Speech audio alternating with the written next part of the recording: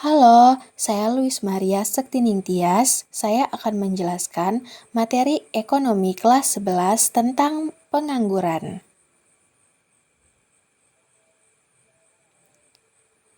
Yang pertama yaitu definisi pengangguran.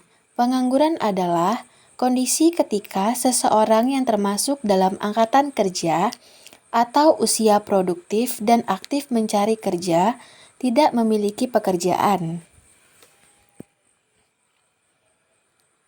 Selanjutnya, jenis-jenis pengangguran. Yang pertama ada pengangguran terbuka, yaitu orang yang sama sekali tidak bekerja. Yang kedua ada pengangguran friksional, yaitu sementara karena transisi pekerjaan, misalnya fresh graduate atau pindah kerja. Yang ketiga ada pengangguran struktural, ketidaksesuaian keterampilan pekerja dengan kebutuhan pasar, misalnya tergantikan oleh teknologi. Selanjutnya ada pengangguran musiman, terjadi karena faktor musim, misalnya petani di luar masa panen. Yang terakhir ada pengangguran siklikal, yaitu disebabkan oleh resesi ekonomi atau permintaan barang dan jasa yang menurun. Penyebab pengangguran. Yang pertama, pertumbuhan ekonomi lambat. Yang kedua, ketidaksesuaian pendidikan dengan lapangan kerja. Yang ketiga, kemajuan teknologi mengurangi lapangan kerja tradisional. Yang keempat, kebijakan ekonomi yang kurang mendukung penciptaan lapangan kerja.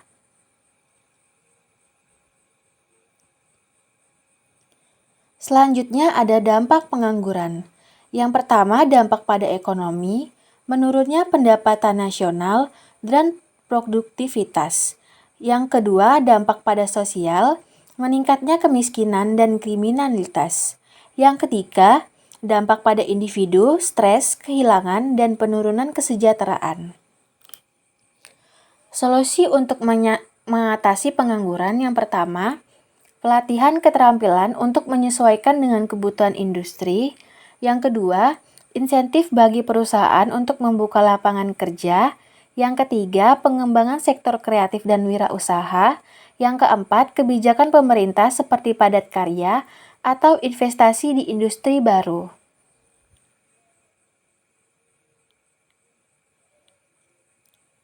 Berikut adalah statistik pengangguran di Indonesia.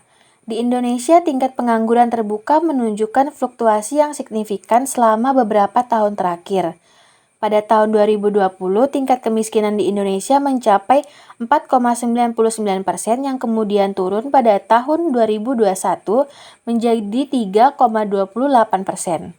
Namun, pada tahun 2023, angka kemiskinan kembali mengalami sedikit peningkatan.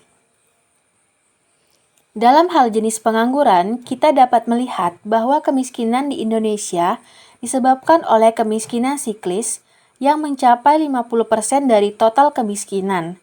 Hal ini seringkali dipengaruhi oleh fluktuasi perekonomian, seperti resesi atau penurunan aktivitas industri. Selain itu, 20% penurunan terjadi karena faktor struktural yang berkaitan dengan ketidaksesuaian keterampilan dengan kebutuhan pasar kerja. Sementara itu, pengangguran friksional yang terjadi akibat pelestarian pekerjaan atau pencarian pekerjaan baru juga mencakup 20% dari angka kemiskinan di Indonesia. Mari kita bahas lebih lanjut mengenai 4 jenis pengangguran yang umum terjadi di Indonesia. Yang pertama ada pengangguran siklis. Jenis pengangguran yang terjadi akibat fluktuasi ekonomi seperti penurunan kegiatan ekonomi atau resesi. Ketika perekonomian melambat, banyak perusahaan yang mengurangi tenaga kerja. Selanjutnya ada pengangguran struktural. Pengangguran jenis ini disebabkan oleh perubahan dalam struktur industri, seperti pelestarian teknologi atau perubahan permintaan pasar. Contohnya adalah penggantian pekerja dengan mesin otomatis di sektor manufaktur. Selanjutnya ada pengangguran friksional. Ini terjadi ketika seseorang sedang berpindah pekerjaan atau mencari pekerjaan pertama setelah lulus. Ini adalah jenis gradien yang bersifat sementara. biasanya hanya berlangsung dalam jangka waktu pendek. Yang terakhir ada pengangguran akibat pandemi. Pandemi COVID-19 mempengaruhi banyak sektor pekerjaan, dengan banyak bisnis yang terpaksa tutup atau mengurangi jumlah karyawannya, menyebabkan peningkatan angka penurunan. Setiap jenis kemiskinan memerlukan solusi yang berbeda, seperti pelatihan keterampilan untuk kemiskinan struktural atau stimulus, ekonomi untuk kemiskinan siklis. Menyadari jenis-jenis pemadaman ini penting untuk merancang kebijakan yang dapat mengatasi masalah pemadaman secara efektif.